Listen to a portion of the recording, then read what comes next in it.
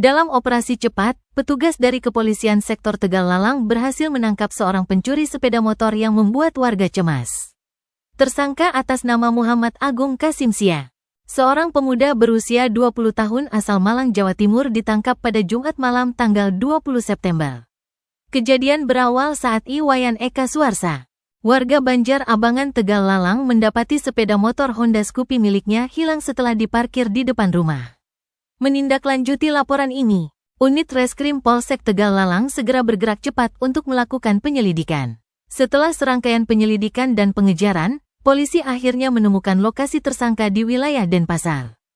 Tanpa menunggu lama, tim Opsnal berhasil menangkap tersangka dan menyita sepeda motor curian sebagai barang bukti. Hasil interogasi mengungkapkan bahwa tersangka sering melancarkan aksinya pada malam hari menargetkan rumah-rumah yang penghuninya tidak waspada. Sepeda motor hasil curian kemudian dijual untuk memenuhi kebutuhan hidupnya. Kapolsek Tegal Lalang AKPI Ketut Suandi mengingatkan masyarakat untuk selalu berhati-hati dan memastikan kendaraannya terkunci dengan aman saat diparkir. Dia juga menghimbau agar warga segera melaporkan kejadian mencurigakan kepada polisi.